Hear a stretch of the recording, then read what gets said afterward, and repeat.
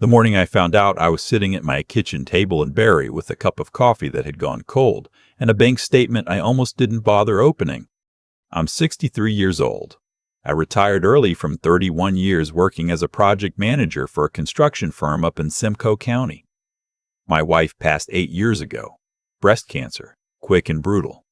And after that, it was just me in the house and whatever I could build out of what was left. I didn't fall apart, though some days I wanted to. Instead, I worked an extra 2 years, past what I'd planned, saved every dollar I could, and eventually ended up with a retirement that was modest but solid. Nothing extravagant. A paid-off house. A decent TFSA. A pension that covered the basics. I wasn't rich, but I was careful, and careful it served me well. I have 2 kids. My son, Dennis, is 34. He lives 40 minutes north of me, works as a heavy equipment operator, married a good woman named Petra, and they have a little girl who just turned 3. Dennis never asked me for anything he didn't need, and when he did ask, he always paid it back. He's the kind of man you raise without realizing you did something right. My daughter Nora is 31. And Nora. I love her. I want to be clear about that. But Nora has always lived as though the world owed her a softer landing than it gave everyone else. When her mother was alive, Nora was the one who got extra. Not because we loved her more, but because she asked more, cried more, pushed harder. My wife had a tender spot for her that I understood, but couldn't always match. After we lost her mother, I kept the arrangement going out of guilt more than wisdom. I paid Nora's rent in Guelph for 2 years while she figured things out. I co-signed a car loan for a Volkswagen she'd already picked out before she called to ask. I covered 2 semesters at Conestoga when she changed her program halfway through. I added her as an authorized user on my Scotia Bank visa because she said she needed it for work expenses. She was doing some freelance graphic design at the time, and I told her it was for emergencies only. That was 3 years ago. I want to be honest about something. I stopped checking that credit card statement monthly. Not because I didn't care, but because for the first year, every charge was exactly what Nora said it would be. A software subscription here, a client lunch there. The amounts were small. I set up autopay through my checking account, and after a while, the bill became one of those things that moved through my life on its own, quietly, without requiring anything from me. I trusted her completely, and that trust made me lazy. I see that now. I should have checked. I didn't. The statement in my hand that February morning covered January's billing cycle. I don't know why I actually sat down and read it that particular day.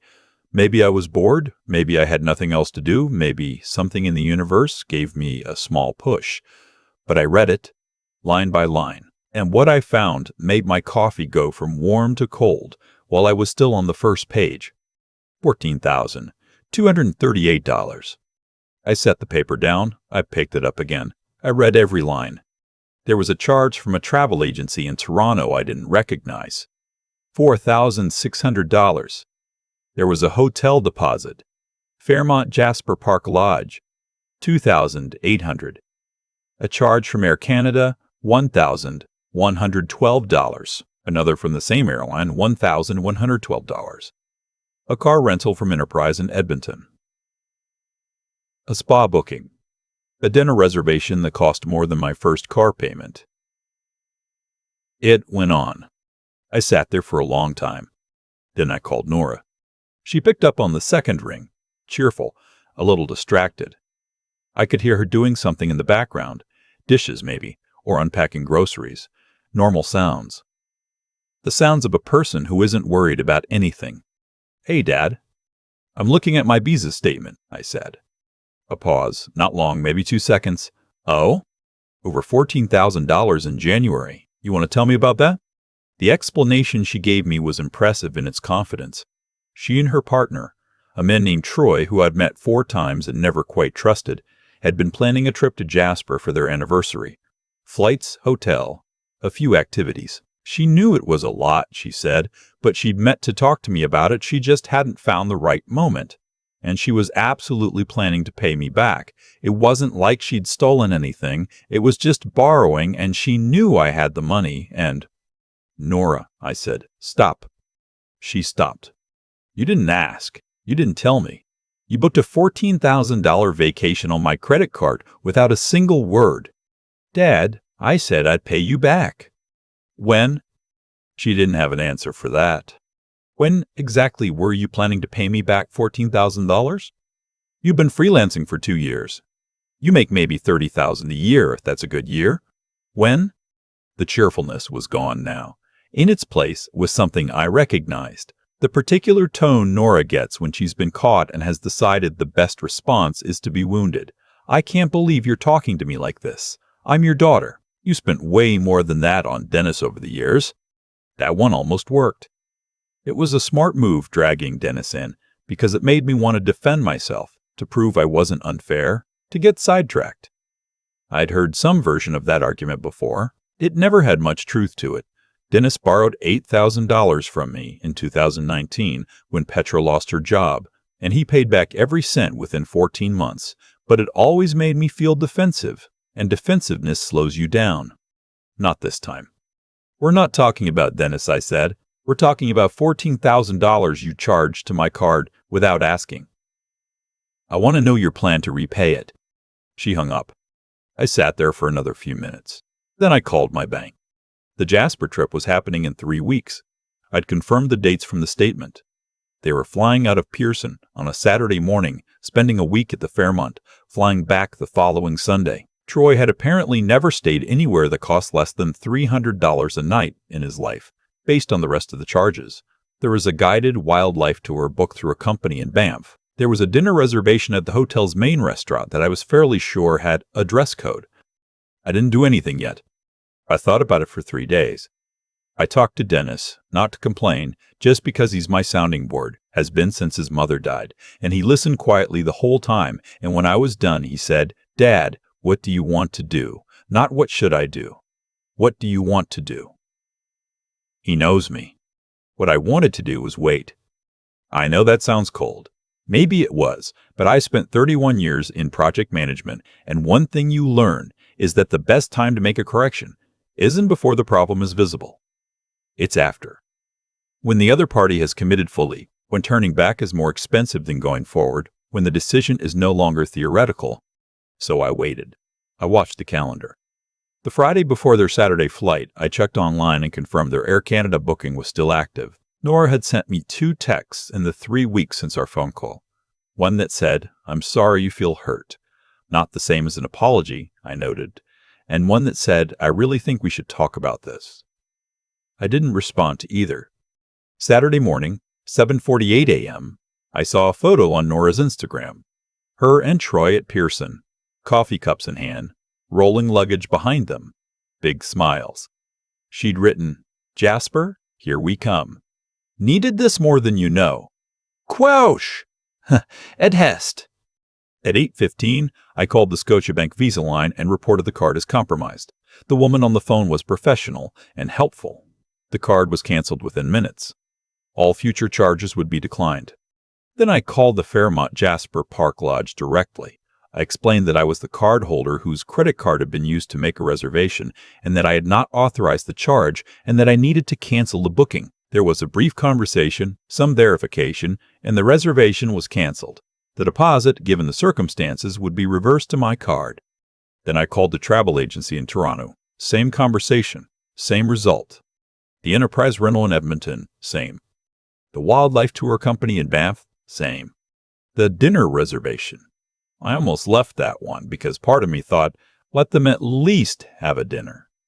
Then I remembered the 3 weeks of silence and the text that said, "I'm sorry you feel hurt," and I canceled that too. I sat back in my chair. It was 10:40 in the morning.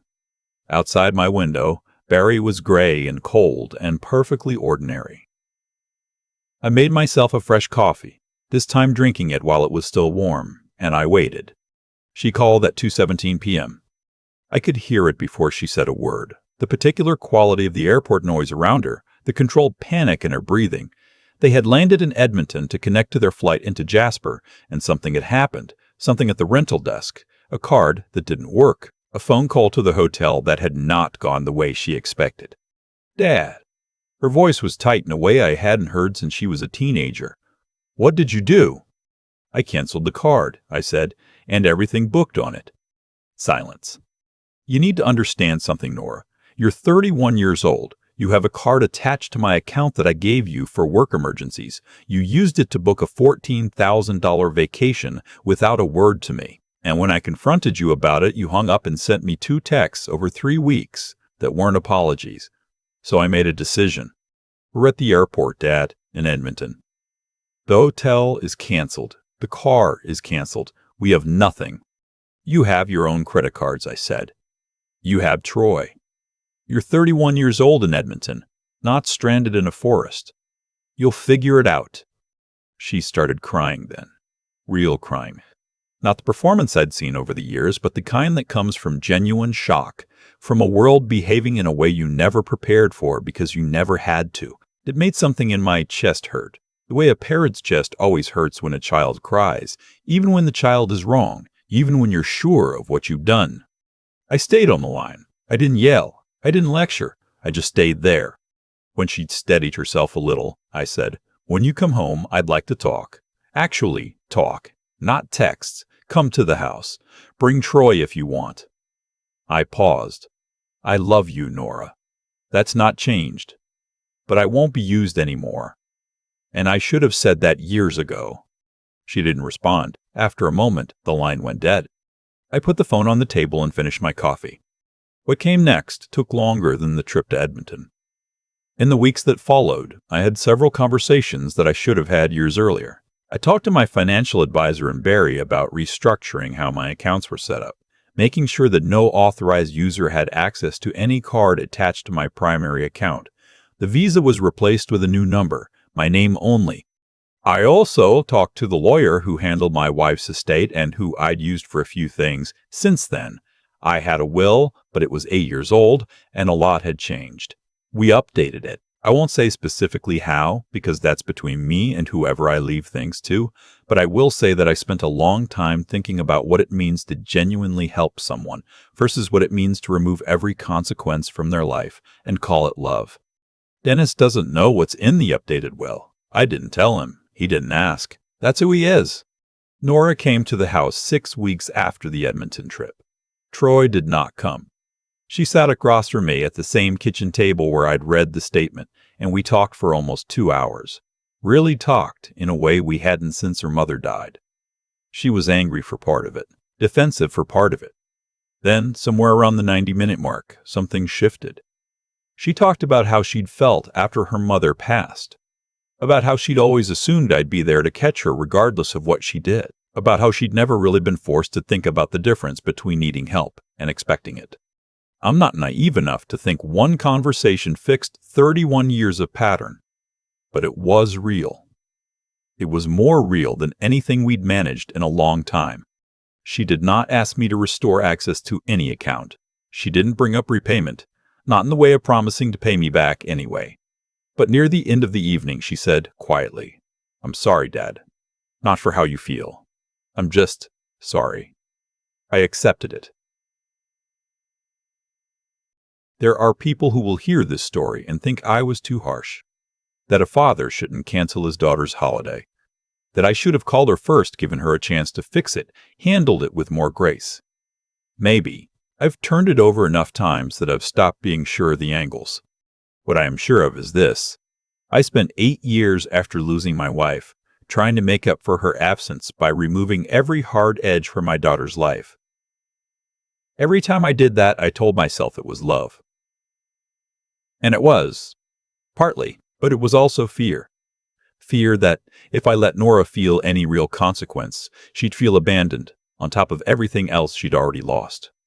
So I kept catching her, and she kept leaning further, because the catching was always there. The morning I read that statement was the morning I realized I couldn't keep doing it. Not because I didn't love her, because I did. Some mornings now, I make my coffee, sit at the kitchen table, and look out at the backyard that my wife planted years ago. The lilac bushes she put in along the fence, the garden that I've kept up. Even though I'm not much of a gardener, there's something about keeping that garden that I can't quite explain. It feels like holding a line. Last month, Nora called me on a Sunday afternoon. No emergency, no ask, just to talk. We were on the phone for 45 minutes. She told me she'd picked up a new client, a proper contract, the kind that comes with steady work. She sounded different, not fixed. Nobody gets fixed, but more like herself than she'd been in years. I didn't say much. Mostly I listened. At the end, before we hung up, she said, "Thanks for not giving up on me, Dad." I told her I never did. And I meant it. That's the part that's hardest to explain to people who weren't there. The cancellation, the call at the airport, the lawyer, the updated will. None of it was punishment.